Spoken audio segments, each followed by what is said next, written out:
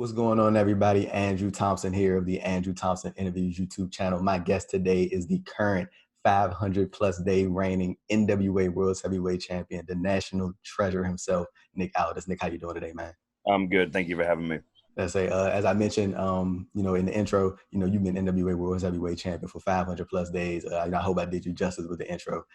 Just looking at what you've done over that time period, like, are there anything that stands out to you, matches, conventions that you may have done, basically anything that being NWA World Heavyweight Champion has taken you or guided you to? Yeah, I mean, there are definitely standout moments. I think, All In obviously stands as sort of one of those. Obviously that was actually part of my first reign. Because obviously I lost the title that night. But I think that match and that event will stand the test of time. I think it's one of those things that has a historic place in the business, which is always a fun thing to do. It's always a fun thing to be involved with something that has a sort of a real significance in terms of the history of the business. I think people can look back at that event and really see it as this sort of linchpin for how the landscape changed so much, with AEW and with a lot of the market really being more divided up, which, a lot of people see as a bad thing, but I see as a good thing, because I think that, it's wonderful for the people that work for WWE, that they have such massive market share and that they're able to make such huge money, but it's not so great for everybody else, Right. So then it's kind of like for talented people in the wrestling business who have spent years honing their craft, it could be a bit demoralizing to think that it can all just come down to the decision of one person or the whim of one person. So if the market can be a bit more evenly divided up and a bit more, there's more choice for the audience, then it allows more people to showcase themselves in the right way. So, and that, and I think, the success of the NWA in such a short period of time is a good example of what I'm talking about too, because there's wrestling fans love to have very lofty expectations of new entities, new companies, new promotions, but it's important as well to look back and understand just how difficult it is to get something moving, get it off the ground, and to build a fan base. And for us, we have a very, very limited budget compared to AEW or compared to Ring of Honor or compared to Impact, but I would argue that the NWA has a bigger chunk of the audience now than Impact does.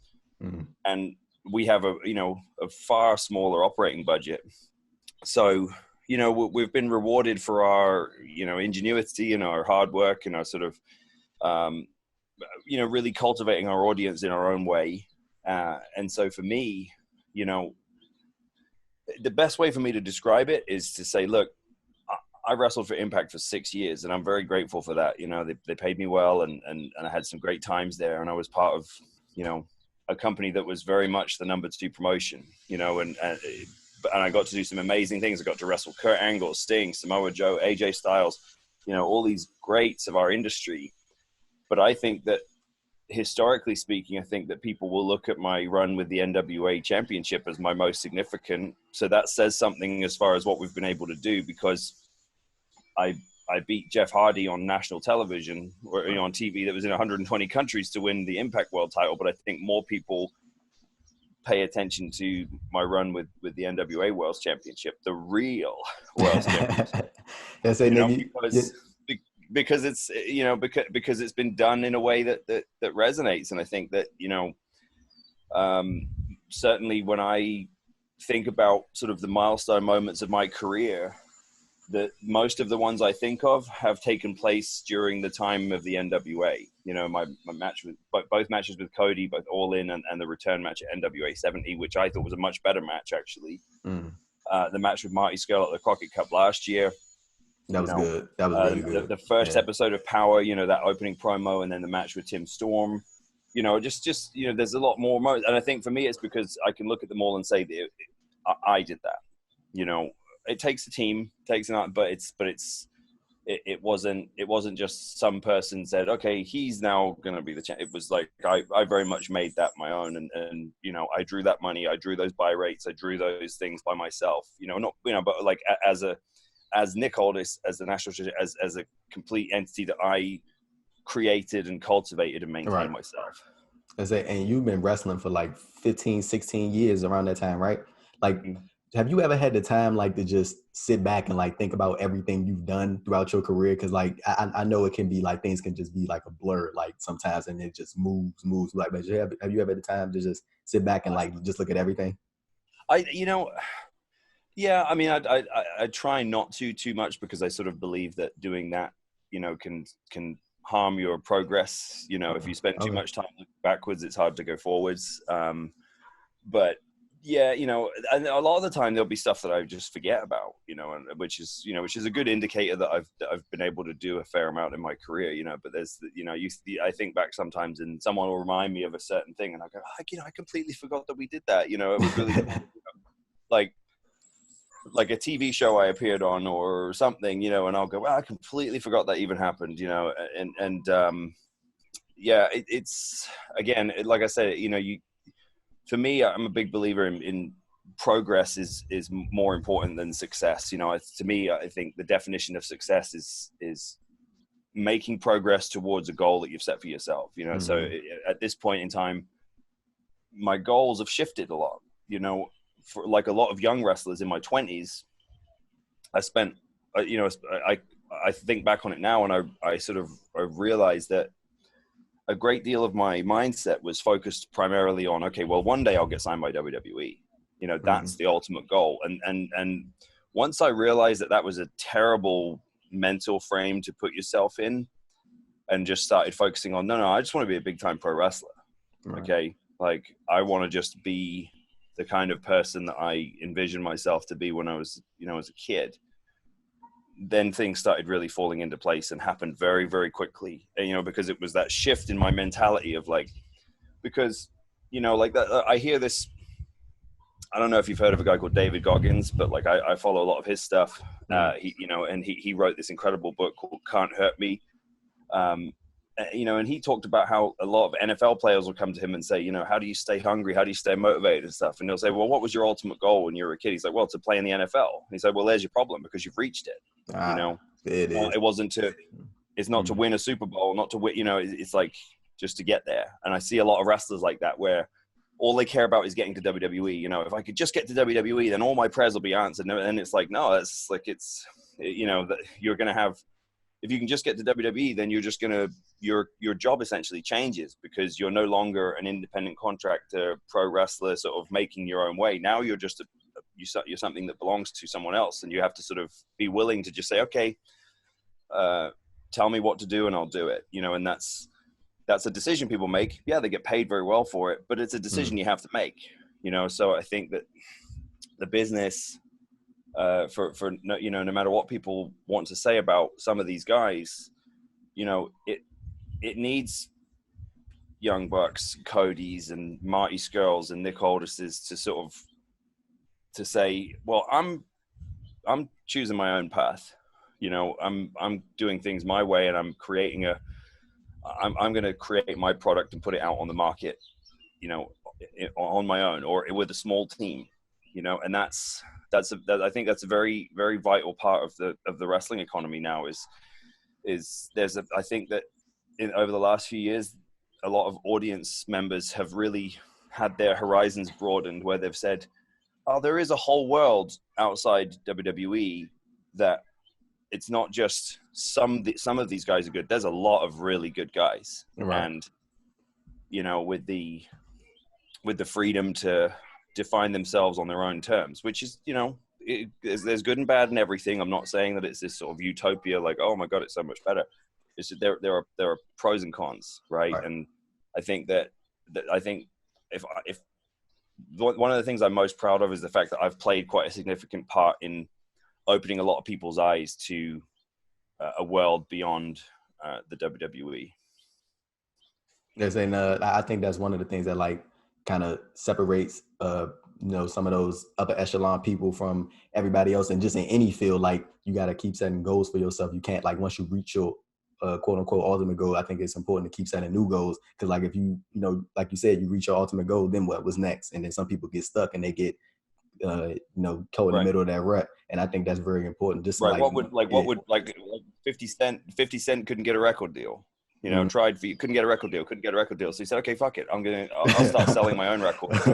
I'll just record my own records. I'll start selling them on the street, Right. And built up enough of a reputation, in New York, where people went, have you heard this 50 Cent? And then, now he's on Empire, Right.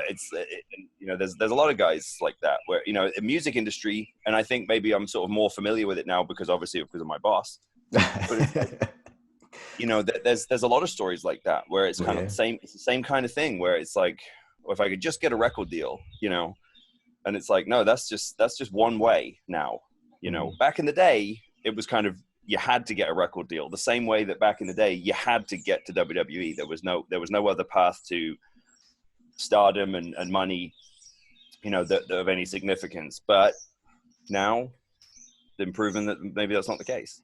Right. And then like, just as you mentioned, you have some wrestlers who are like looking to expand beyond the sport of pro wrestling. Like they look forward to going into acting and doing other ventures like that, just to keep expanding their brand and build themselves beyond, the point of just what they do in the ring.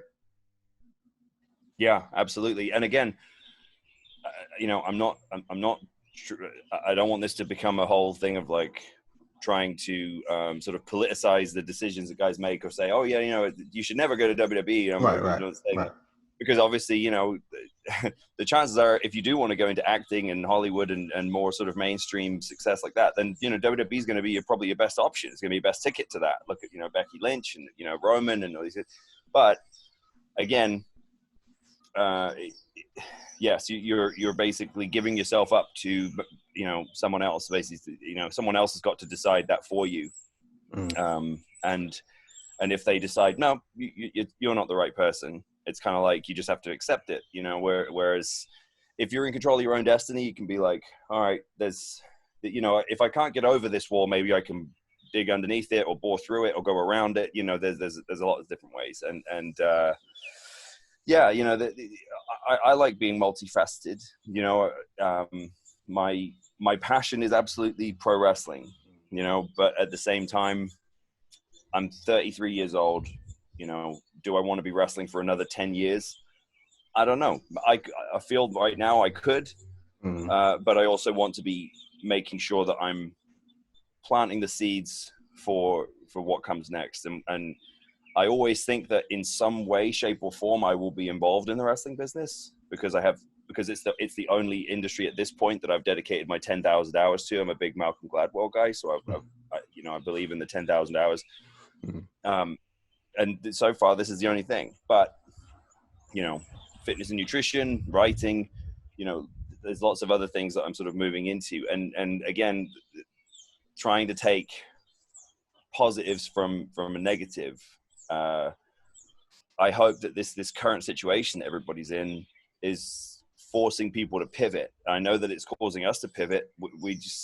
I just had a call yesterday with Dave Lagana and Billy Corgan, and Billy greenlit a couple of things that we pitched, for some completely different off the wall sort of content, right? It's and so now I'm suddenly sitting there going, wow, I'm writing this thing. I don't want to go into it too much now because I don't know how long it's going to take for us to do it. So I don't want to say, hey, this thing's coming soon, but it's like, what just started off as me going, hey, what if we try this, what if we do this? And like, yeah, I like that. Let's go for it. Let's do it. And it's like, oh, okay, cool. Like, let's do that, and so it's trial by fire and a lot of stuff. But it's, it's fun for me because it, like, to your point, I've been wrestling for 16 years. And yes, I've had some forays into other industries. I've done a little bit of acting, done some television work. I've written a book, I've done some other things, but never really been able to fully sort of commit for a long period of time to one thing like that, which is, really where we're at now, because we know that, you know, there is a lot of talk about wanting to reopen and trying to go back to shows and things of that nature and gatherings, but we don't personally, the NWA, really see us doing anything like that for quite some time. So we're sort of looking to engage our audience and make some new stuff, and hopefully attract a new audience with stuff that maybe appeals on a more mainstream sort of level. And just jumping into the NWA Power Series, like I think a lot of people were like immediately drawn into it just because of the look and the feel and it being promo based. And I think a lot of people were very interested in that. Like at what point, like during the series, like as you were watching it back, of course, well, like what point did you realize like, oh yeah, this is something, this is gonna be something cool right here. We got something, we hit the jackpot with this. I think that we all realized that when we were there. Right. You know, I think that it's hard to explain, you know, when you just know that this is gonna work on some level. But you know, for us, I distinctly remember the day before we started taping the first season, we all arrived in Atlanta, and everybody came to the studio. Everybody came to the set to come and sort of familiarize themselves with everything. And it was amazing just watching every single person, one after the other, all coming in and just going, whoa, you know, because I've been very heavily involved in the entire process, you know, from almost day one. You know, I was basically the first, besides David Lagana, Billy obviously bought the rights to the NWA, and David was obviously his partner, you know, working with him sort of but I was the first hire, you know, as the first, you know, and so I've really been involved in and privy to almost everything from the beginning. So yes, I had a pretty definitive idea of what it was going to look like, and obviously I had seen and been involved with some of the drawings and the renderings and things like that with the set designer and stuff like that. But there's still no way to really know it until you walk into it and see it and feel it. And I know that Cornette doesn't work with us anymore, and it was, you know, that whole thing was a bit of a mess. But I always remember Cornette walking in, and he looked like a kid on Christmas morning, man. I mean, he just walked in, oh, holy shit, you know, like you could tell he was so, because I think in his mind, you know, like a lot of people, they had thought, okay, they say they're doing like studio wrestling, but do they really get what studio wrestling is and like what the point of studio wrestling is over arena TV wrestling? You know, do they really understand like what the focal point is supposed to be of it, and how it's not a negative that there's only a couple hundred people, it's a positive because of the, you know, you really got to understand the nuances. And I think once he saw it, I think he suddenly realized, like, wow, this is everything they said it was going to be. It's studio wrestling in the modern era, because it wasn't a pokey little rinky-dink sort of local TV studio. It's a professional television studio, and the seats are beautifully designed and, like, you know, and very, very high, you know, very, very, very high incline grade.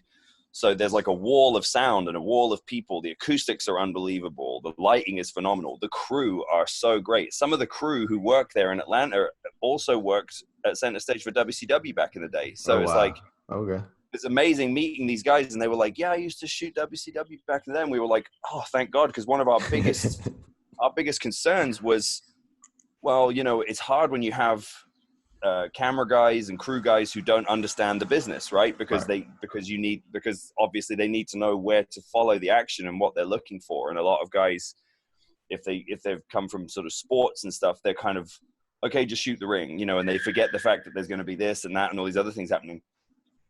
But, you know, just having those couple of guys there, you know, in Atlanta who had worked at WCW, it was like, you know, just a lot of, we've had a lot of really fortunate coincidences like that, you know, going all the way back to, you know, 2018 and setting the wheels in motion for Cody and I at All In. You know, there was a lot of serendipity in a lot of that. Like it just, you know, I was thinking about this today because one of our really diehard fans, a guy called Robert Stinson, he's a teacher down in Georgia. he posted a picture, and I just looked at it on Twitter right before I came on this call, and it was like a picture of his little girl watching the 10 Pounds of Gold series. And it was the one, it's the episode where Cody and I do the slow motion walk for All In and stuff. And I remember that, you know, to me, those last 3 minutes of that particular episode, which is the Flip Gordon match from Nashville and stuff, you know, I think it's some of the best work that David Lagana has ever done. And some of that, like, was just fortunate timing, because Billy was on tour with the Pumpkins and just happened to be in Atlanta, you know, when, so Cody and I went to that concert to go and meet and discuss some stuff. And then I had seen a similar sort of promotional shot that HBO had done with Floyd Mayweather, I think. And I had said, man, it'd be really cool if we could do something like this with slow motion, two guys that are walking towards each other and stuff, and then, you know, meeting in the middle and stuff. And Dave was like, well, we could do it at the arena where Billy's playing, because we can just put the thing up on the screen. And, you know, so it was like very fortunate we just happened to have access to this, you know, unbelievable high budget set, you know, on the stage and stuff. So, you know, a lot of things fell into place like that. And you know, we've taken advantage of those things when we can, you know, because we know that in the grand scheme of things, compared to WWE with all their enormous resources, AEW with a tremendously wealthy backer, Ring of Honor owned by Sinclair Broadcasting, so again, a huge operating budget, even Impact owned by Anthem, we have to take advantage of stuff when we can, because we have limited resources. Right. And then, you know, I know you just spoke about your match with Cody at all, and like everybody, like, is for everybody remembers that match. Just talking about that match specifically, I felt like it was a really smart play by the NWA specifically to get the NWA World Heavyweight Championship defended on that show that had so much spotlight on it, and it, you know, it played out really well. And then you were able to take that into NWA 70th, and then, you know, bring some of that into that show. How smart it was? Like, how smart do you think it was just for, you know, the NWA to be able to, you know, work that all into the All In show and then bring everything together at NWA 70th? Yeah, well, I've always said that, and again, this sort of harkens back to what I was talking about before with a lot of wrestlers in my generation, just putting all their eggs in one basket and just being like, oh, WWE, please hire me. You know, good wrestling, when you go back over the you know, the last few decades, the really key moments that took place, and the, you know, the big matches that people remember, and the sort of, you know, the big feuds and rivalries and stuff. It was always the two people involved, you know, they were kind of their own men, you know, and there had to be something in it for both guys, right? That's why it's called doing business, you know, and it shouldn't just be that, like, okay, now so-and-so, you know, now Vince McMahon or whoever has decided that you will lose the title and this person will title, right? It's not, you know, it used to be more of a case of, look, we think that it's going to be, you know, it's going to help, beneficial to both sides. It's going to help this if we do this and blah blah blah. That whole process was so simple because Cody was hot, we were getting hot, I was getting hot, and Cody saw this. You know, he'd been keeping tabs on us the whole time. Yeah. Because I remember when we were doing some of the other stuff, when, you know, but you know, right around sort of the time that All In was you know, was really brewing, and had been, you know, tickets hadn't gone on sale yet, but right around, you know, maybe a few weeks before,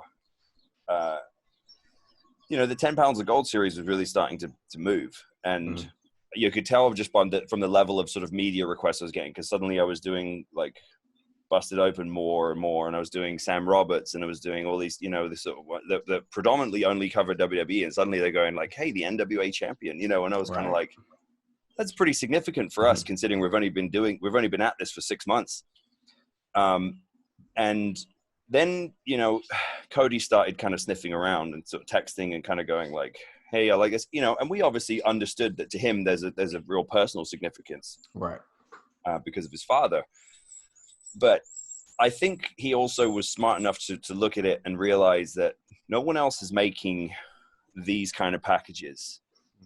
And Cody and I have such good chemistry because we think in terms of our presentation very similarly, in the sense that we'd rather take our time and build to one key thing that people remember than to just keep going out, oh, 5-star matches, 6-star matches, this is awesome, blah, blah, blah, blah, blah. We prefer to go like, no, we're gonna make you wait, and we're gonna make you feel something, and no one could deny that we were creating content that was making people feel something, which I think the whole business had pivoted this other way. The whole business had gone to way more just matches. There was just, all the shows were just, 70-80% wrestling matches, and a lot of them were matches with no stakes, no title on the line, no stipulation, no nothing. It was just matches. And it's like, okay, what else you got? Right.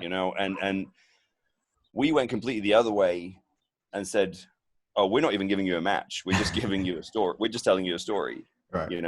Here's this one guy, and here's this other guy, and here's the belt that they care about, and here's why you should care about the belt, because Ric Flair had it, and Dusty Rhodes had it, and the Funks had it, and and so on and so forth. And then people started going, man, that is special. Mm-hmm. We gave them one thing to care about, not 20 things that they kind of care about. We gave them one thing to care about. And Cody realized, I want them to care about me. So, and what we needed was to tap into the bigger fan base. We needed exposure. Right. And what we really needed more than anything was for people to eliminate in their mind this image of me as Magnus, the overblown, pushed, right. Guy from TNA that Dixie Carter liked, and blah blah blah, because it was a false narrative. But it was also, we knew, like, obviously Dave and Billy knew what they had with me, and I knew what I was capable of. But we also were self-aware enough, and certainly I was, that I knew that we needed to educate this fan, the audience, on, like, this ain't the same guy, right, that you saw, with 5 different gimmicks in TNA, with the lackluster title run and this and that. This ain't the same guy. Okay. Magnus is dead. Nick Aldis is alive, right. And we saw that as the perfect opportunity to not only for proof of concept of the NWA and the 10 Pounds of Gold series and our style of presentation, but also of Nick Aldis as a significant player in the business.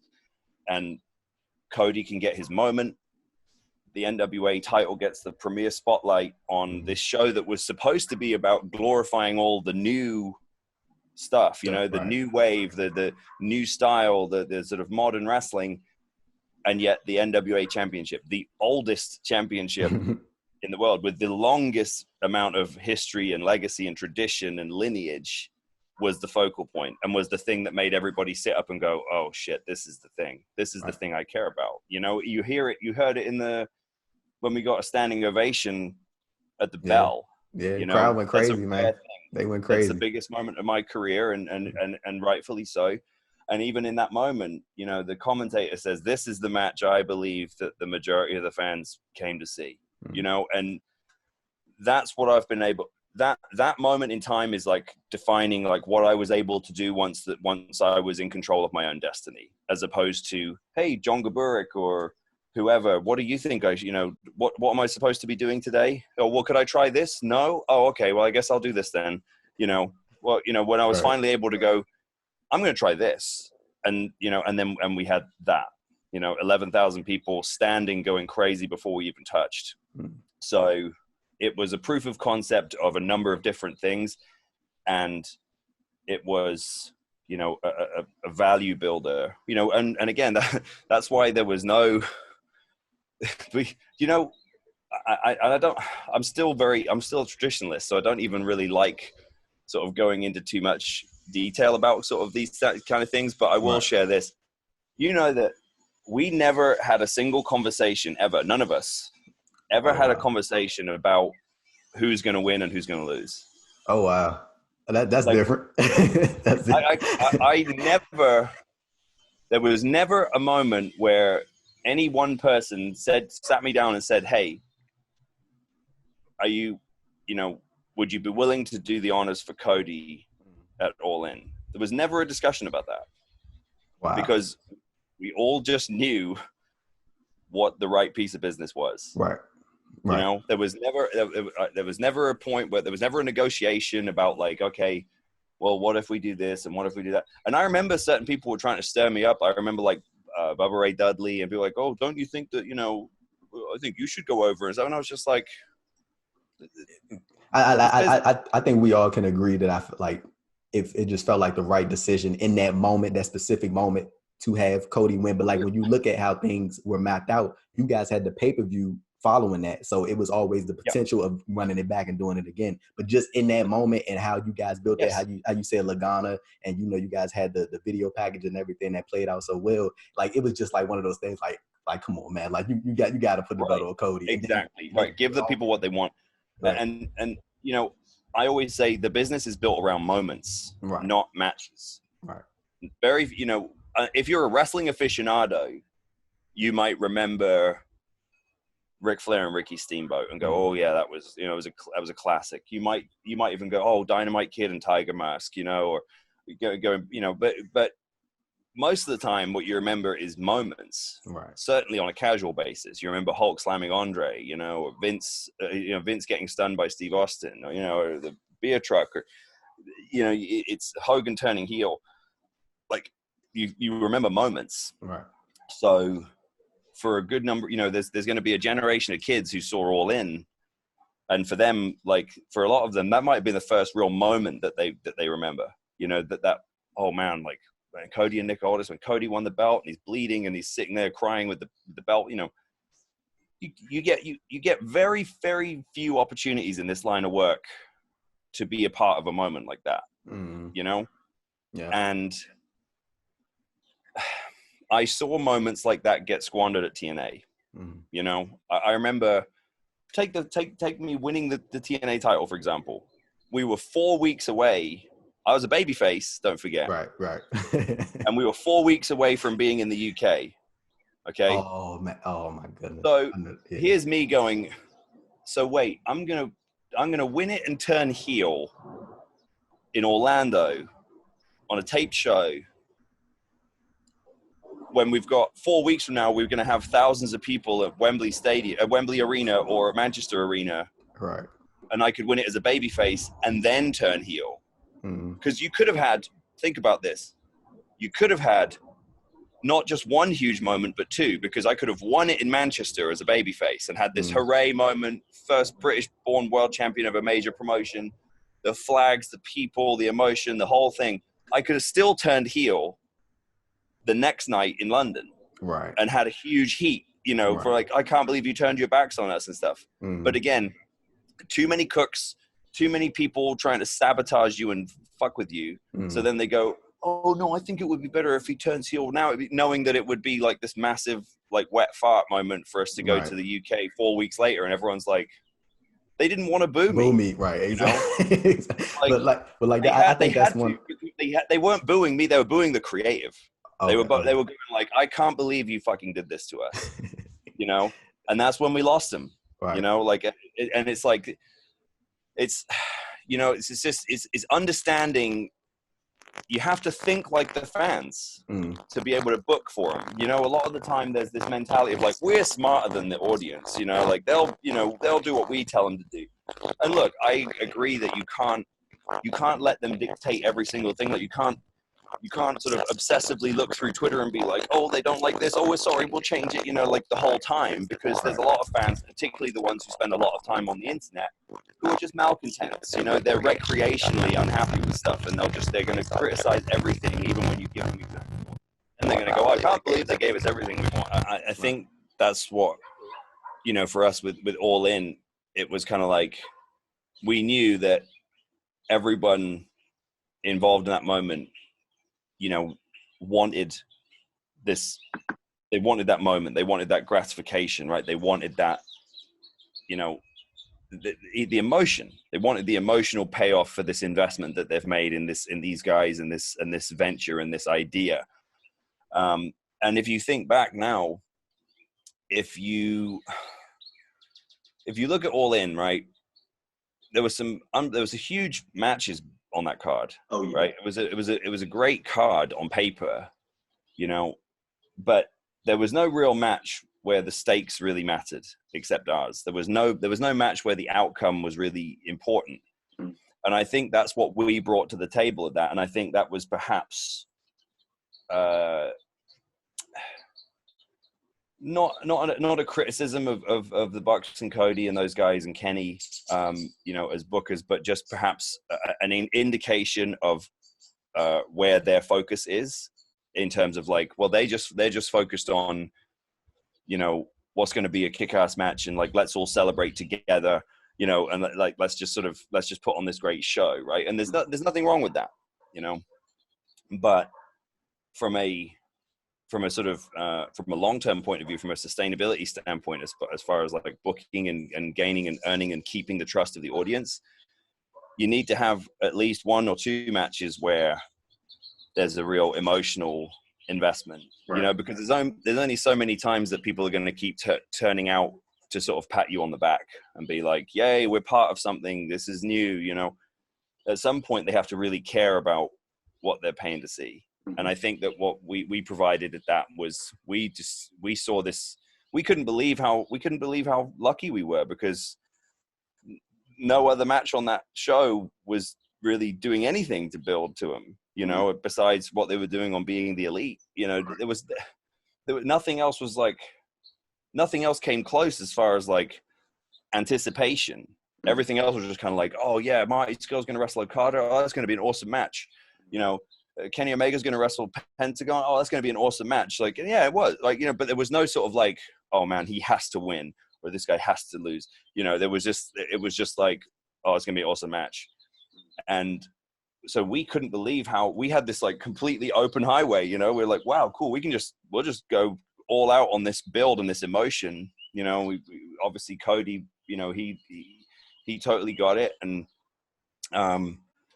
you know, we had so much fun and freedom to be able to just get them to that point with just like, you know, I had a feeling like getting to Chicago that weekend, I had a feeling that we were going to have this massive sort of response and anticipation for our match.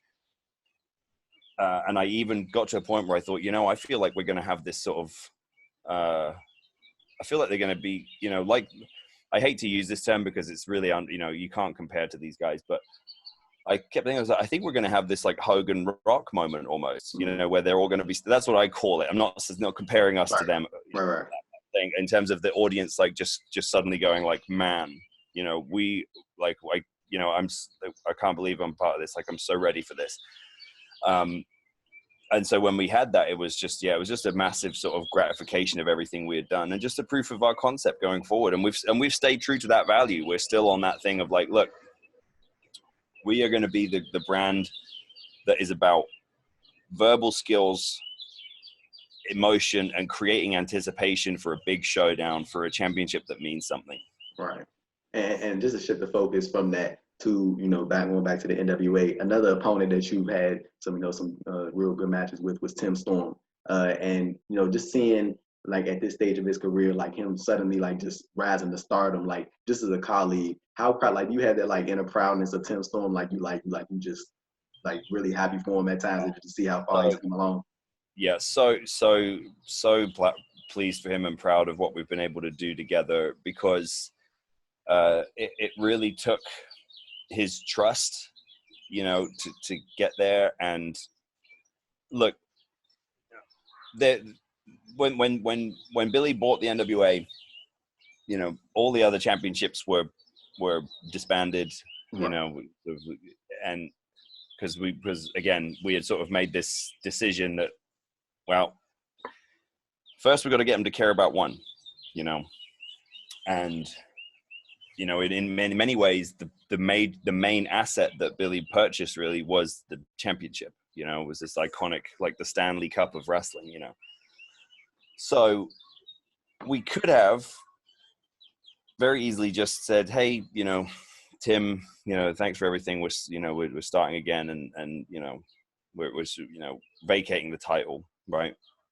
Could have done that, but instead, Billy and Dave saw something in Tim as a human being and as a personality where they went, maybe this is the perfect place to start. It's like, it just happened. It just sort of fell into their laps like that. It wasn't something that they planned from the beginning. Like, oh, I'm going to buy the NWA and I'm going to do this thing with this guy, Tim Storm. They didn't even know Tim.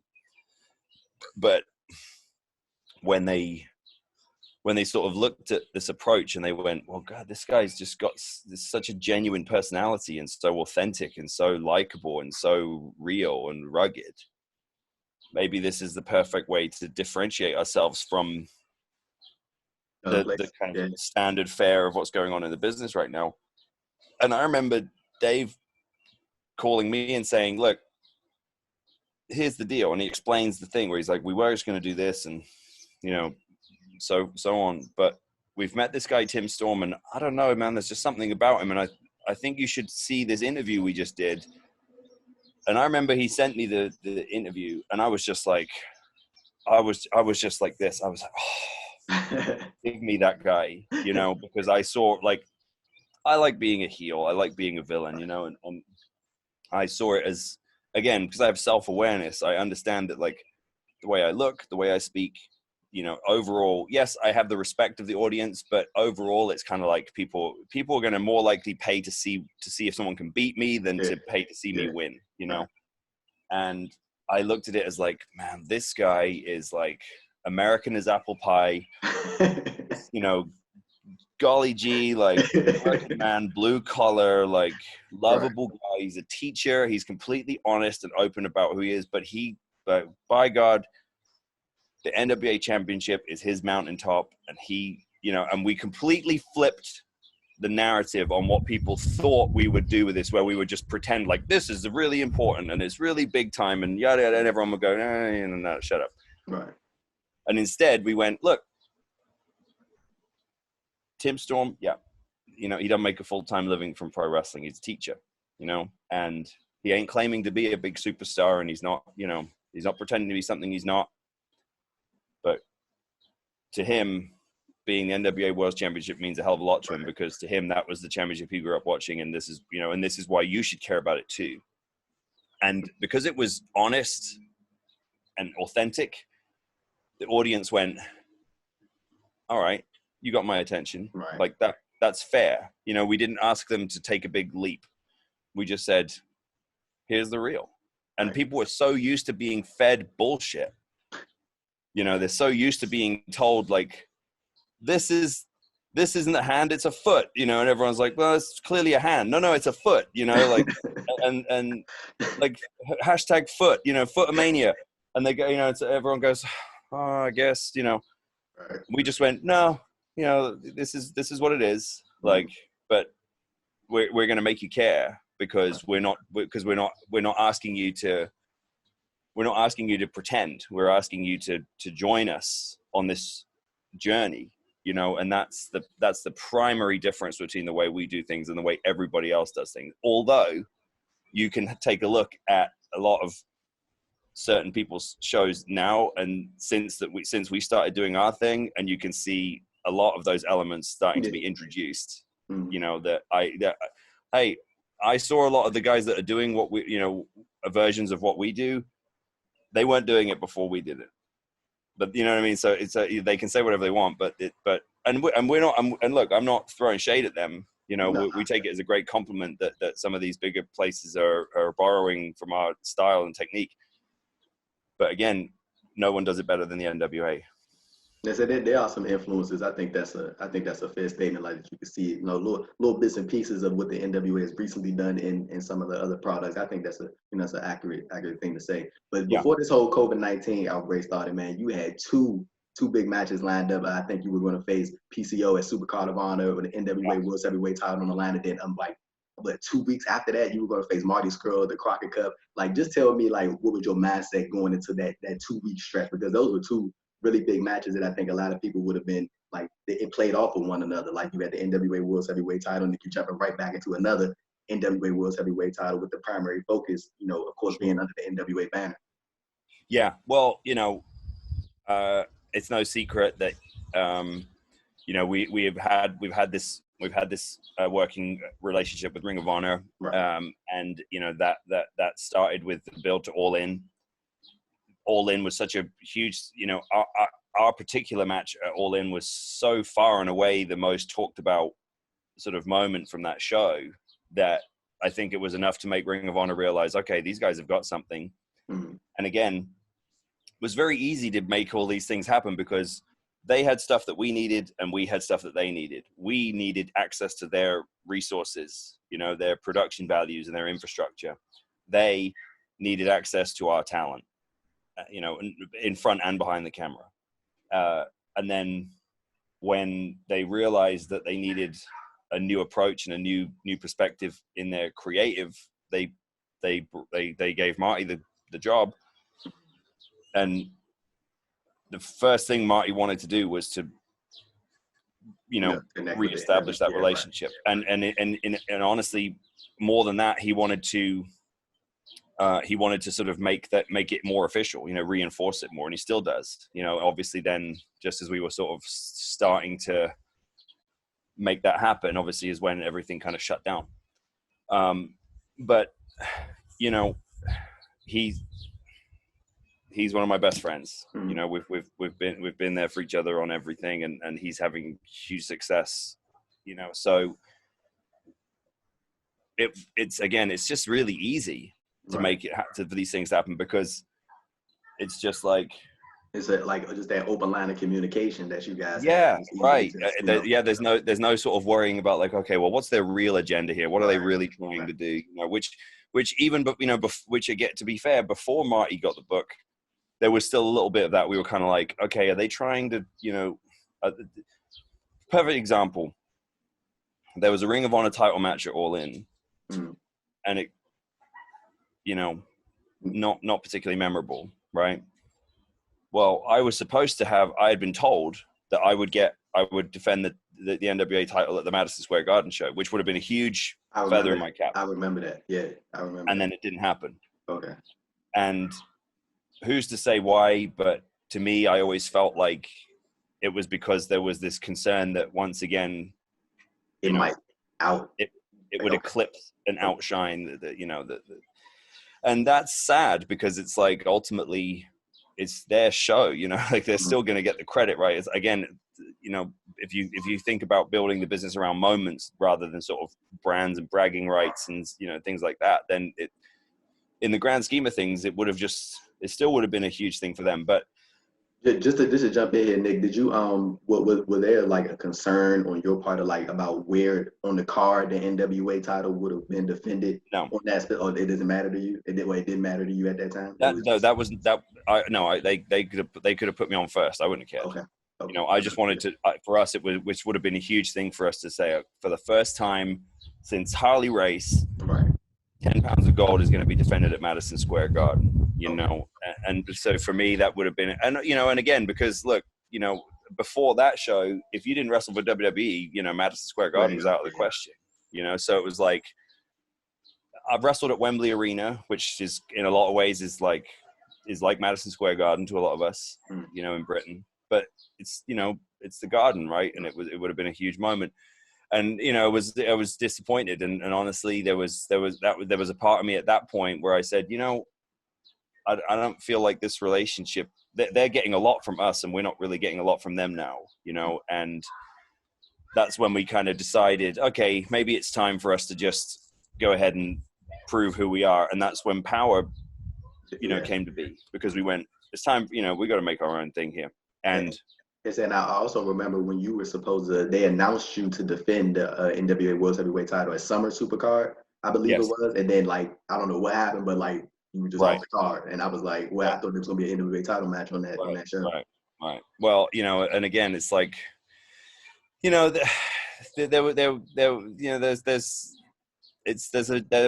agendas there, and there's a few guys there, and I don't think that I'm going to, I mean, other than the people that I'm referring to, I don't think I'm going to upset anyone at Ring of Honor when I say this, but there are a few guys at Ring of Honor that are too comfortable. Mm-hmm. They're too comfortable. They think that, like, their spot is like their spot, and that's no one, you know, and they should always be allowed, like it's their sandbox, and they should always be allowed to be the main event, and they should be the, you know, and because, you know, there was a lot of resentment towards Cody and the Young Bucks and Hangman and all those guys when they were there too, because for the same reasons that they, you know, that they just completely flipped the script and made, and they were the biggest stars. And there was a lot of guys at Ring of Honor who had sort of got too comfortable as like the anointed ones, and they didn't like it. And I think there was some of that same sentiment. But now Marty's in the position he's in. First thing he does is say, look, I want to, you know, we need you. The guy. Yeah. And you know, because he understands that it's really about big moments, you know, and big matches. So it's like Nick Aldis against PCO had people interested, you know, and there's a lot of people that have been really from the beginning, even before Power, when we were doing 10 pounds, that were like, man, how great would it be for PCO to get a title shot? Because imagine PCO in a 10 pounds of gold, you know, with 10 pounds of gold documentary pieces being made about him, you know, like really going into a deep dive on like how this came to be, like who he was and who he is now. And me and PCO have a lot of history, you know, like PCO used to come over to England and he wrestled with me and Marty. One of the reasons why PCO has a contract now with Ring of Honor is because he was so good to Marty and me back in the day that Marty was like, give that guy a contract, you know, like pushed heavily for that, you know, and said, you need PCO, you know? So it's like, so the idea of for me, like a guy who, when I was just a kid, literally a teenager trying to like, you know, breaking into the business, Carl Ouellette, you know, who had been in the Quebecers and had been all over the world, you know, was so gracious to me and like held my hand through so many good matches and like really helped teach me. For me to be able to sort of return the favor and give him this big main event match with the, you know, with the world title online would have been huge, and it's still there, you know. But yeah, like, the timing of that, it was just kind of like we knew that the Crockett Cup was, you know, with me and Marty was going to be a thing, was going to be a cool thing. I mean, we'd already proven it the year before, and that was before we had Power. I mean, we had a really good house in Concord, North Carolina. Obviously, anyone who's seen the match knows how good it was. We had a presentation that was really different and unique and cool, and, you know, with the banners and the old school graphics and stuff. But then we were like, this year it'll be different because everything's shifted so much, because now we've got Power. You know, now there's like a whole new audience that have been open to this. And then Marty invades the Power. So, you know, now we could really start to have fun with it, because before it was just me showing up at Ring of Honor shows, you know, and that was it. But now it's like Marty showing up at the NWA Power studio. So it looks so out of place because it's a villain in his full gimmick, but he's on like our set. And then there's me showing up at Ring of Honor shows, you know, dressed up like a security guard to hit flip. You know, it's just like, just stuff that no one else could really do, because no other promotions can see past their own nose to sort of, you know, to sort of understand those, you know, the possibilities that are involved with that kind of, that, you know, because it's like, you can't do, you know, and look, I'm not saying that we invented the idea of cross promotional sort of storylines and stuff, but I thought we were doing it really well. And then add to that, you know, we were going to go into this brand new arena. The Gateway Center in Atlanta is just, God, it's such a perfect building. And we had the biggest opening day box office in the history of our company. Wow. You know, so we were pretty confident that we were on course for a sellout, or, you know, and having have a real amazing moment. And that was a big punt for us, because this, you know, that building's expensive, and again, we don't have, you know, a huge operating budget or unlimited resources. So yeah, it was, you know, it's disappointing, but at the same time, it just bolstered us even further to just think, okay, well, we were on a winner there, and we just have to keep our audience and keep cultivating our fan base, you know, during this time with doing what we do best, which is, you know, make something out of nothing. And then, like, and, you know, you mentioned the cross-promotional stuff that you guys had on over Ring of Honor. Like, recently, like, just over the past couple of months, like, I've heard Marty Scurll saying, like, numerous interviews that, like, one of his main goals in his new position in Ring of Honor is to bring together promotions and, like, start those working relationships and just bring those dream matches that people talk about to reality. Like, and then I've heard like I believe it was Court Bauer of MLW, like he's been talking about like doing like a wrestling summit type thing, like bring all these different promotions and everybody come together just for one big show. You know, you put all the extra stuff to the side and just like give people these dream matches that they ask for, and you figure out the rest of the stuff later. Like just as you know, from somebody that's been in the business as long as you've seen like the ins and outs and stuff, do you think stuff like that is like very plausible? Like, of course, we've seen like the cross promotional stuff, but I'm talking about like as far as like everybody coming together and like just doing like this big thing, and then you know with all the people like you know having saying like you know I don't want this person losing, I don't want that person losing, yes, and stuff like that. I think it's doable to a degree. You know, again, it comes down to like I'm very confident that now the NWA and Ring of Honor can make that happen. Mm-hmm. If we introduce a third party into that situation, like an MLW, it really depends on if we can all agree that, you know, if there's a good way for everything to happen that keeps everybody whole and pushes everybody forward. I personally believe it can be done, you know, in the sense that it's, you know, it's not a democracy. You know, like there are certain guys who are more important than others. And even people at the NWA, even the guys on the NWA roster have to understand that. You know, I know I joke about it in character in my promos and stuff where I'm talking about like I'm pulling the wagon, you know, and I'm, you know, but, you know, it resonates with the audience because they know deep down it's true. You know, and for most promotions, there's one guy, there's the main, you know, there's the sort of one or two guys that are really sort of the driving force economically. And then there's like two or three more guys underneath that who are like really close to sort of really building momentum, building energy, you know, getting that buzz. And then there are other guys who are going to have to wait their turn. It's not that, you know, they're not being labeled as, okay, you're a mechanic forever, you know, or you're a facilitator, you're here to get other people over. But for right now, you know, that you're in a holding pattern, you know, and as long as if for example, you put together a big super summit with Ring of Honor, the NWA, and let's say MLW, for example, as long as everyone can agree, like, okay, this guy and this guy from this promotion are, you know, you basically have to put everyone together, and then you have to imagine as if they're all your guys. You know what I'm saying? Right. So you got to go, okay, NWA's top guy is Nick. Ring of Honor's top guy is Marty. MLW's top guy is whoever. Now these are our top guys.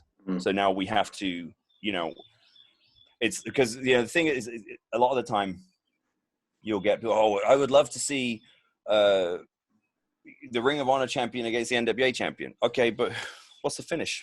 Right, exactly. You know, it's like that can be pleasing to both sides, and in that, like, right, both sides can benefit. That's a perfect example of like, well, that's not, you know, that's where things go off the rails, because now it's like, oh, well, you know, that's well, I can't do that, you know, and they're doing that to make us look bad, and that. Right. Nothing. I can only speak for myself. I've made, again, when I've been on Ring of Honor shows, I've made little comments about like, hey, Ring of Honor, you should be thanking me that I'm here and yada, yada, yada. Okay. I believe that there's some truth to it, but I'm not doing it to try to hurt Ring of Honor. I'm doing it to build me. You know, why would I want to, first of all, why would I want to hurt Ring of Honor? Because because I'm on that show. So I would just be hurting myself. But secondly, like my best friend is basically running the show. You know, so I'm obviously not trying to, but you know, the problem is that so many guys now, they're the easiest marks. They're the ones who will work the most. So then they go, oh, I can't believe you said that, you know, boo-hoo, like, you know, you can't do that. Here's a funny story.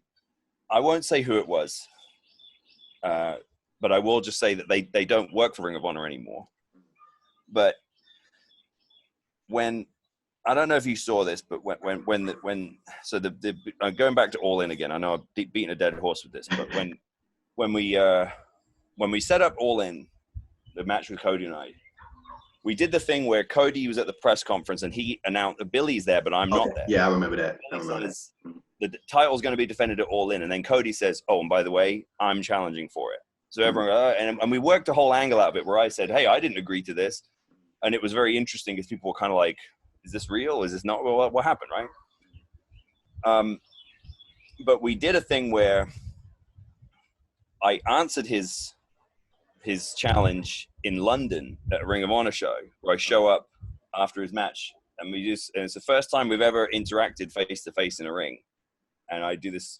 It was really great back and forth on the mic. But this is a true story. I was backstage, and I was about to go out, and there was a lot of tension that day. You could feel like a lot of the Ring of Honor guys were just very, like, they just were so, salty about this, and there was a girl backstage who no longer works for Ring of Honor, but did at the time. And there were 2 microphones on this anvil case.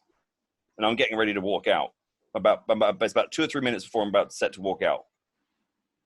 And I said, does anybody know which of these mics, does it matter which mic I take? Does it, one or the other, right? Because obviously the last thing you want is for your microphone not to work. Right. So I'm trying to get this information, and this girl comes running over. Oh, no, it's definitely this one. And she picks up this one mic. This is the one. It's this one. I said, okay, great, thanks. I walk out. Mic doesn't work. Oh, I know you were pissed. I walk out. Well, what's interesting is that it actually created this really cool human moment between Cody and I, because one of the things I decided to do before that interaction was I knew Cody had just had a match. So I took a bottle of water out, because I know, like, I get super dry mouth when I wrestle. And I thought, well, this will be an interesting, because we wanted to set the tone for our thing that we didn't hate each other. It was this like alpha male kind of like chess game, like we're circling each other, gentlemanly kind of deal. So I thought this would be a good way to show that if I hand him a bottle of water, it's kind of like, oh, and he, and you could feel everyone go, well, that's different. Like they respect each other. And suddenly the whole rivalry has this different element to it, because it's like, oh, these guys aren't like shit talking each other. And they're not like, pretending to hate each other. Oh, I hate your guts. I'm a psycho, which is just like so overdone. It was like, hey, look, I got no problem with you, but you got something I want and you're trying to take it from me, whatever. So I handed him the bottle of water, which had this nice moment to it. Then I go to speak on this dud microphone, no noise. So everyone's like, wah, wah. So then Cody has a working mic, and he hands me his working mic. So it ended up being this kind of nice sort of olive branch kind of moment, thank God. But I just remember coming back and just looking at that person and being like, fuck you. You know what you did.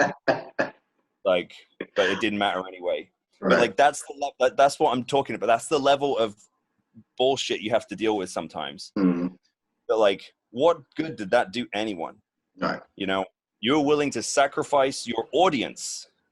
You're willing to sacrifice the enjoyment of the show to your audience who paid for their tickets, just because like you're salty about like because you think this is your sandbox and no one else should be playing in it. Like, and that person no longer works for Ring of Honor. So.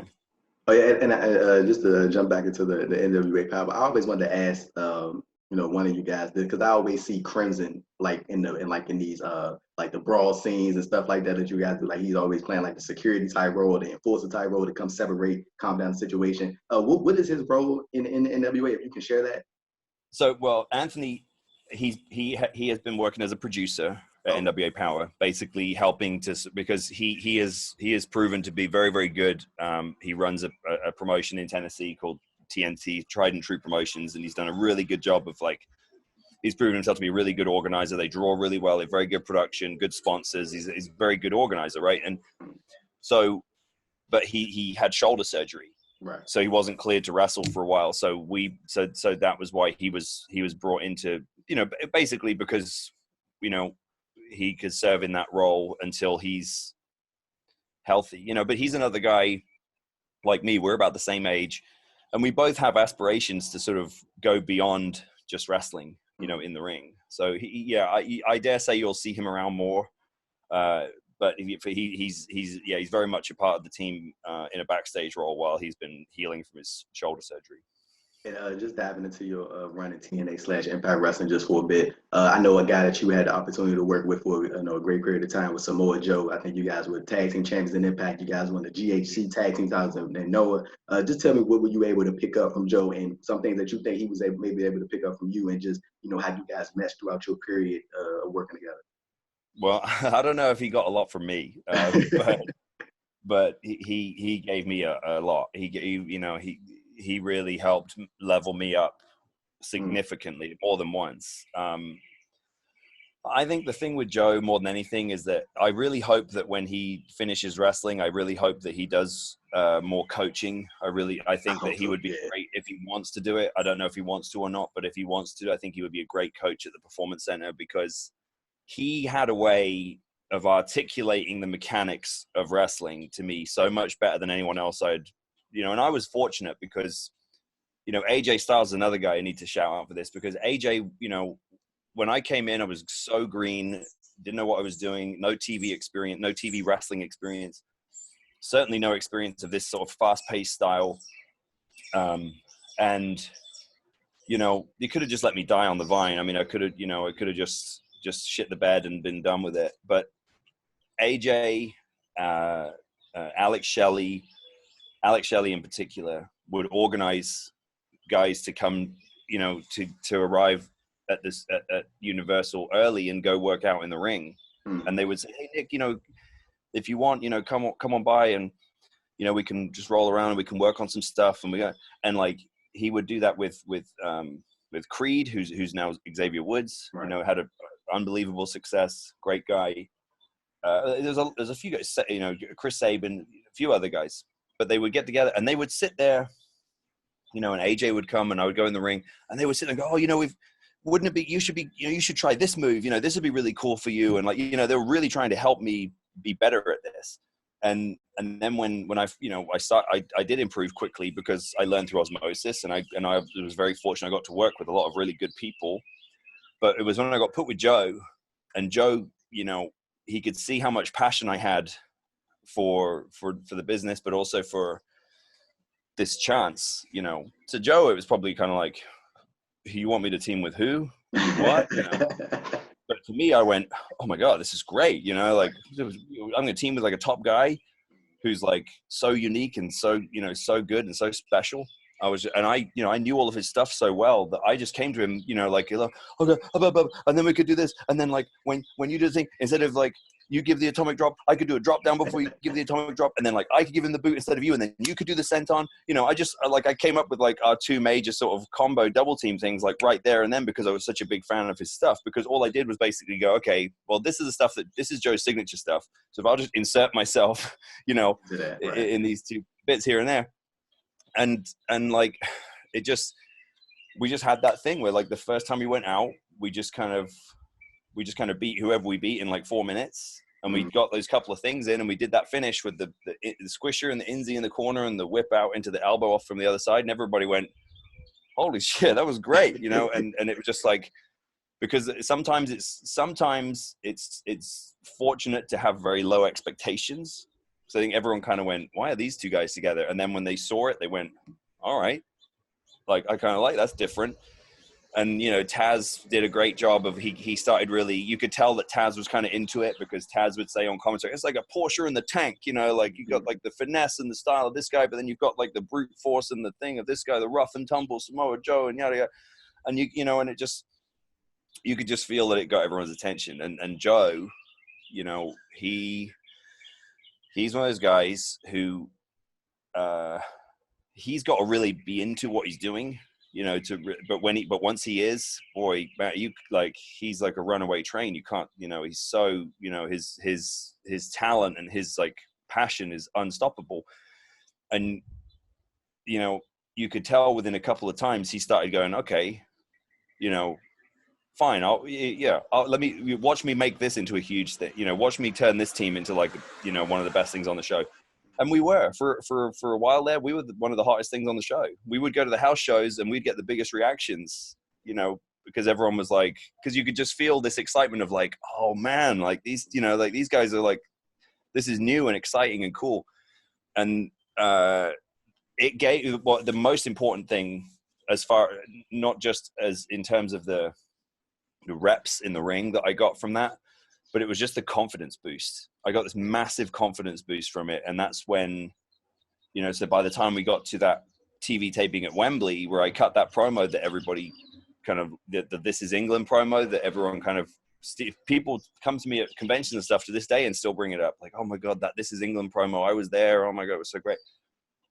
It was because at that point, I would never have done that a year ago or even 6 months before that, because I wouldn't have had the confidence that I was going to be over enough. But walking out with Samoa Joe, you know, just having Joe there next to me allowed me to take chances, you know, and that's such an important thing about tag teams that I think people don't understand now. A lot of the time I would see guys that would come into TNA and they would be put in a tag team and you could tell they were thinking like, oh man, like I wanted to be a single star. I wanted to, you know, I wanted a big push on my own. And they didn't realize, they don't understand that the benefit of being put in a tag team, because if you're green, it gives you the freedom. You only have to think for half as much of the match. You know, you have time to tag out and like just chill and just, you know, and just kind of like observe everything that's going on and kind of get your mind right. So you're not like panicking. Okay, what's next? Oh, then I got to do this. Like Joe taught me how to relax.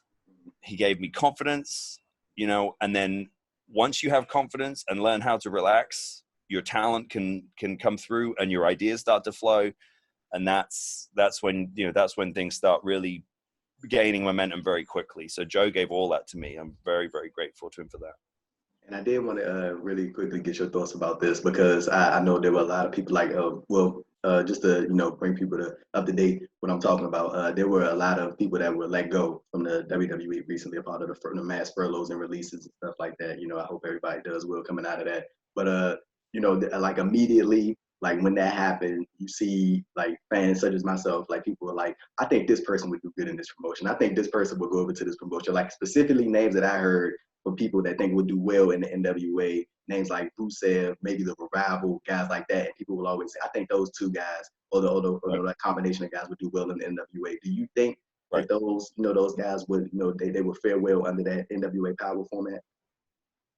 Absolutely. I mean, look, you won't find a bigger Rusev fan than me. Me and Dave used to sit there. I mean, I remember pretty much from the beginning. At the end, I would just be like, God, Rusev is money. I mean, I would text him all the time, God, Rusev is money, you know, like, and he'd be like, I know, like, how could, you know, and I remember when he first showed up on TV and he was, and they were doing the kind of Ivan Drago kind of stuff with him, and Lana was very much playing that role. I went, this is money. This is perfect, you know, and he worked with Cena at WrestleMania and stuff. I went, okay, great. They're getting this one right. You know, this one's like, this one's ready. This one's ready made. This is a star. And, you know, for like whatever, you know, it wasn't him. I know what you mean. Yeah. It wasn't him. You know, it wasn't his fault. And I think that's you know, he's a great example of, you know, unfortunately it's, you know, over engineered sometimes. You know, you have if there's 50 people that are all paid to have ideas, it's like now you've got 50 ideas to sift through. You know, sometimes it's a bit, you know, sometimes the problem with that is that, you know, I feel like a lot of the time I'm watching stuff where it was like the obvious thing was right in front of you. Right. Why did you just, you know, but no one wants to do the obvious thing, because then they can't show how creative they are and how clever they are and how nuanced they are, you know? And so, and they're all worried that they're going to lose their job. So then they go, oh, no. Like we should do a thing where, you know, a worm burrowed under the building and now there's a crack in the foundation and then the building falls down and then, you know, and it's like, what? You know, sometimes the obvious thing is right in front of you. Yeah. And I felt like with Rusev, it was there. Like, okay, this guy's totally unique look. He's a horse. He's got absolute, you know, he's an unbelievable athlete, can work, you know, charisma. The whole thing's ready to go. Okay. I dare say that he would be, I mean, you know, if I were AEW and I had the resources to pay for it, I think he would probably be top of my list. Right. So I'm not sure how confident. I mean, I think that he'll probably end up back in WWE, but I'm not sure how confident I'll be that he'll be on the open market for very long. But hell yeah, if we could get him at the NWA even for a short run, it would be huge. You mentioned the Revival, same thing. Those guys have been very publicly, supportive of the NWA and what we've done. And I think that obviously with the Crockett Cup and all those types of things, I think it's a no-brainer that they would fit in well. But again, I'm not sure how long they're going to be available on the open market. But just real quick, I just wanted to get your thoughts on this as well. As me and you talked about off air, Mother's Day just passed, Father's Day is right around the corner. I know you're a dad. Just tell me how being a father has positively impacted you professionally and personally. I think it personally, of anyone who's a father knows that everything changes because you have this whole sort of different dimension to your life now, where sort of that now someone else's life is the most important thing to you rather than your own. So that goes without saying. And so, your values change as far as kind of, okay, the future is now. It's not this thing of like, oh, well, I'll get to that. I'll do that down the line. I'll do that in the future. It's like, no, the future is now, because every parent wants their kids to have more than they had. I think professionally it helped a lot. I often think that had Donovan come along a year earlier than he did, my run with the TNA World Title might have been very different, because it calmed me down a lot. I just didn't have the energy to get pissed off about every single thing, because I go back and talk about the TNA stuff, and I don't want to absolve myself of blame, but I was as much to blame for some of that going wrong as anyone, because I would lose my temper about every single thing. Oh, they messed this up, they messed that up. Oh, they screwed me over. They did this, they did that. Like, you're ruining my, and so I created a situation that was very difficult to work with me. But as soon as Donovan came along, it was just like, I just didn't have time for that anymore. I just kind of went, okay, work is over. Now I'm at home, compartmentalize. And that's a really valuable skill, honestly, because it's great to have as much passion for the business as someone like I does, but you have to switch off from time to time. You can't take it with you everywhere you go, because it just becomes a massive burden. So I think what that did, the best part professionally for me about becoming a father was it gave me perspective, and it keeps me in the back of my mind all the time. Like, just think about the money, just think about, what's best for your family, what's best for the future. So you're not as inclined to just kind of make rash decisions. And going back to what you said earlier about, making moments and always capitalizing on those moments, how me and you just talked about the recent WWE releases, like specifically talking about Rusev. There was a portion of like his career, like when the Rusev thing was going on and the Rusev Day thing was going on, he was just like on fire. And there was a point where he had the opportunity to challenge for the world title.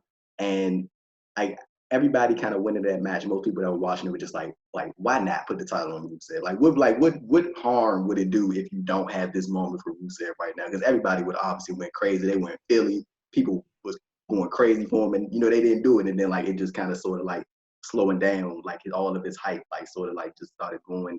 But just to tad it down, like just to mention like how you talked about, capitalizing on those moments and just taking a risk, and just why not? Like what reason did you not have to, go into that moment? That just came into my mind, as you said that. But like going into another thing, I'm sitting here interviewing you now. I know you had the opportunity to interview Harley Race. Just tell me, what was that like? Just sit down and like pick his brain and be able to talk to him while the cameras are rolling. Yeah, I mean, I obviously went to Harley's camp in 2007 and had, seen him a couple of times since then, and, it meant a lot. But I had seen him, I guess it was probably about 6 months before that at WrestleCade. And, I just went over to, like any time, like, of course I would, to Harley Race, but I just went over there to just say hello to him and pay my respects, you know. And he had obviously kind of kept up with what we were doing enough where he was then like, hey, he's like, go get your belt, you know, because he has his original NWA, you know, championship belt at the table, right? And so then he says to me, you know, hey, let's take a picture. You put your belt here and I'll put mine here and we'll take a picture. And I was just like, wow, okay. Because, you know, the context of that is that Harley had been approached a couple of times previously about sort of stuff that was the NWA prior to Billy buying it, you know, and it hadn't been that great. And he had basically he'd pretty much said, I'm not doing anything else with the NWA ever, you know, like, don't ask me to do anything with it. Don't ask me to appear for it. Don't ask me to endorse it. Like, I'm not doing it because he'd been so disappointed with what it had become. So, you know, for me, the fact that he did that first, where he said, hey, let's take a picture with you know, he respected me enough. And he, you know, the thing with Harley is that he knew, I think, even when I went to his camp, that I had the desire, because he took me off a couple of times on my own and took me to his office and showed me all his old pictures and magazines and showed me some old like checks that he'd got for like big matches and stuff like that, you know. And I think that was his way of kind of going like, I'm letting you in, you know. He could tell, you know, he told me when I left the camp, he was like, you know, you keep at this, you can be good, kid, you know, you're like, just keep going, you know, keep working. And so, you know, I think that once he realized that it was me and was like, oh yes, okay, I know him, you know, that was a little bit. And then he saw what we were doing. And I think Leyland had showed him, you know, the stuff with Cody, because that had already happened at that point. And you know, and the 10 pounds of gold series, I think. And Harley loved it to feel like a sport. He loved it to feel like, you know, and so I think that even though what we did was very much about drama, you know, and sort of presentation, it was like a sport, because that was the way that HBO did boxing, or, you know what I mean, and stuff like that. So it was very much like, okay, this is taken seriously, presented as such, and this, you know, the championship feels special again. And because we've been able to get some of the old Houston footage and show like old footage of Harley with the belt and Flair and, you know, the Funks and Dusty, you could tell that he understood, okay, these guys know what they're playing with here, that, you know, this isn't just, you know, this is Mickey Mouse stuff. So then fast forward to, you know, he has his Night of Champions show, and he had, I think it was supposed to be Tommaso Ciampa was supposed to be there, and WWE had, out of respect for Harley, allowed Tommaso to be there, but then Tommaso was hurt. So sent Adam Cole. Yeah.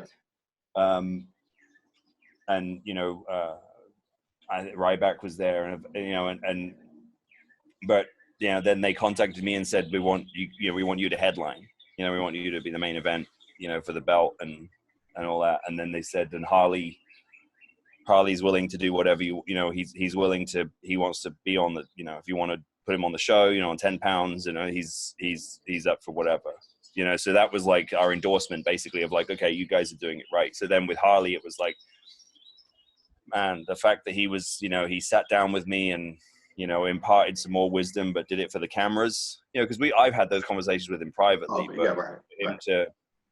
for him to do that on camera and to show what he, you know, how much he had, that was one of the coolest things I've ever done, especially then when, you know, when it turned out that it was basically the last interview he ever did, you know. So, man, that's a heavy weight to carry, but it's, you know, it means a whole lot that he was, you know, willing to be on camera to endorse me and endorse what we were doing. Same with Dory, you know, Dory did the same thing with Dory, you know, Dory kind of said, you know, you know, you're doing a great job with the championship. And same thing, did it on camera, you know. So like, and so it's one thing for guys to say it, but it's another thing for them to be willing to sort of publicly, yeah. So, I think that's like a real cool thing about Harley, to like, because basically like from that story that you just told in that complete timeline, it feels like over like a certain period of time, he really started to be proud of what the NWA was becoming again. And then once it got to that point where he was like, you know what, let me sit down and let me publicly endorse this promotion. Let me publicly endorse their champion and let me get behind and give them my blessings again. You know what I'm saying? And I know just for you and just for the NWA as a whole, that's like a, you know, just one of those breath things you just like, you know, right. like you were able to restore and repair that relationship with you can't buy that. You know, you can't buy Dory Funk's endorsement or Harley Race's endorsement. You know, you just have to earn it. Right. So Nick, man, me and you have been going for at least an hour 30. You know, I genuinely appreciate you, you know, taking the time out your day to do this.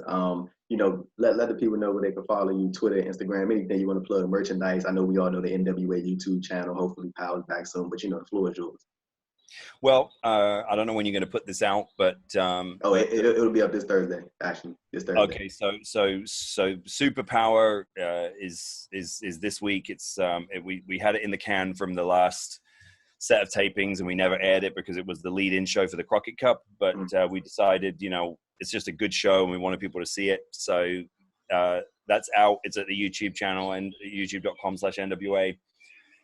Please go. You know, if you've never seen the 10 Pounds of Gold series or NWA Power, you know, and you're looking for stuff to watch, or you can't take any more wrestling in an empty building, go back and check out NWA Power. There's 20 episodes, you know, and 21 with Superpower, with a hot crowd, you know, very promo-esque, but like good, you know, real good interviews, promos, not you know, it's the kind of promos that you remember as what you wanted to see in a promo. And the 10 Pounds of Gold series, there's hours and hours of content of building to these massive moments, like me and Cody, me and Marty, and you know, me and Tim Storm, all these different things along the way. I'm at Real Nick Aldis on Twitter, or at Nick Aldis on Instagram. Yeah, you know, nickaldis.com. If there's merchandise, there's different things you can order. It's all personally signed by me. And then with the NWA, go to nationalwrestlingalliance.com. There's some awesome merch at the site. Like, you know, like my favorite wrestling shirt I own is the Tony Forks Waffles and Tire Irons. You know, there's just, you know, we've got a lot going on. And like I said, you know, keep up with the NWA now, because we're about to start pivoting and just really launching some sort of very different, very original sort of content that's going to, you know, for the fans, it's going to be really, see a lot of guys in a different light. That's going to be really entertaining, and we really hope we'll keep fans engaged during this period where they can't get wrestling the way they want it. So yeah, we appreciate everybody who tunes in and subscribes and likes our videos and helps spread the word, because we need it, man. We'll build this thing, you know, one person at a time, brick by brick. So we appreciate it. There it is, ladies and gentlemen. Everything that Nick mentioned will be plugged in the description, so please go check that out. Yeah, as you said, you can go follow him on Twitter and on Instagram at Real Nick Aldis and Nick Aldis. This is the Andrew Thompson Interviews YouTube channel. I'm Andrew Thompson, signing off with the NWA World's Heavyweight Champion, the National Treasure, Nick Aldis. We are out. Everybody, thank you for checking it out.